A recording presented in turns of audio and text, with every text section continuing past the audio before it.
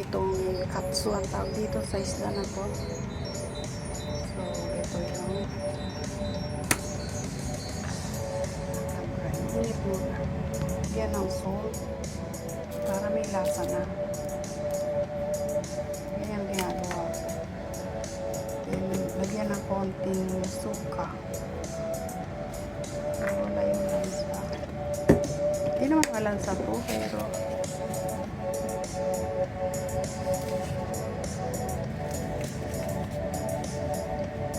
ito na, mainit na.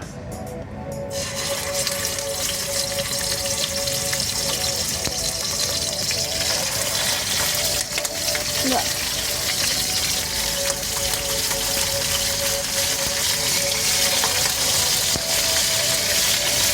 Ito. Light lang ang kutingan.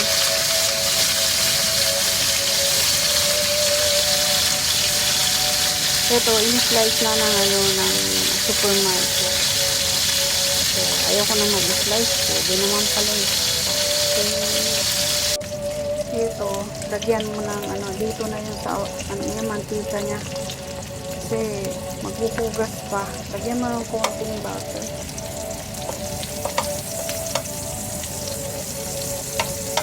Ayoko na maghugas ng habura kasi magbabara pa sa lababo. Pwede naman gamitin. Kasi once lang naman yan. So, ito yung garlic.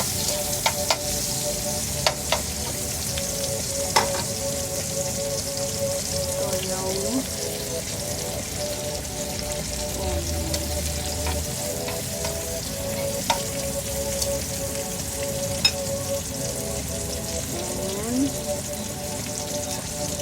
luya. Sangkot siya kasi hindi masarap ang lasa.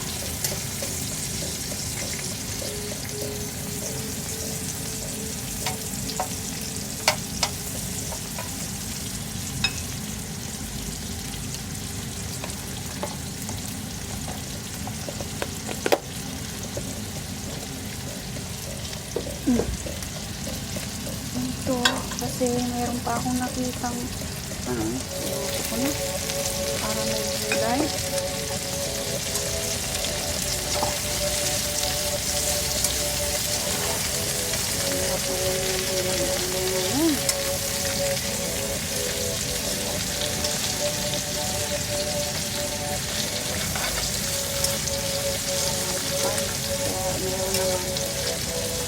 Pwede naman magkaan lang yun.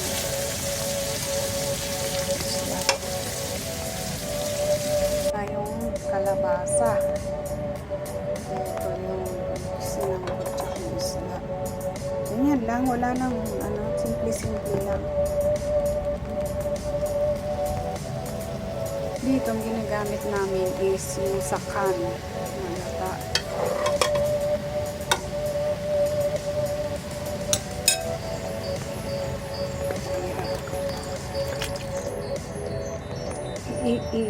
Siya. Kung kumukulo siya dito, siya ipapakulo sa gata. Then, maglalagay ng salt.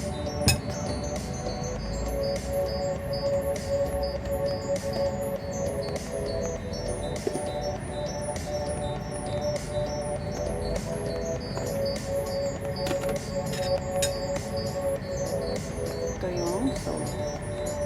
Dadamihan kasi lalagyan ko pa ng tubig. Ayan, hintayin lang kulo. Ilalagay ko lahat yung gata. Pinapakulo na. Nilagyan ko na rin ng sili yung kanina. Kalimutan ko eh. Ayan yung mga red pepper. Ayan lang. Kulo-kulo lang.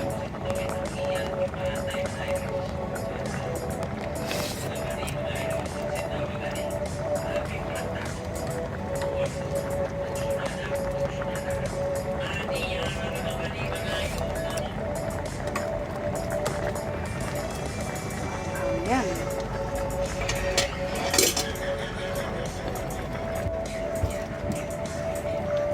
Lagyan ko ng green onion.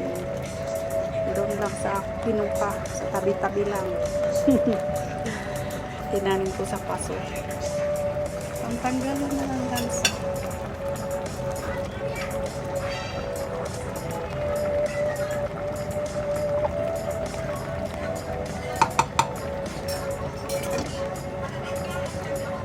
Ito, para may green.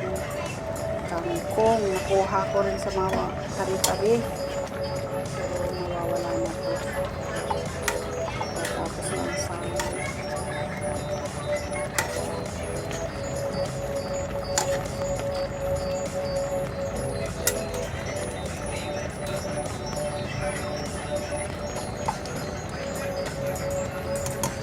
At least may gulay.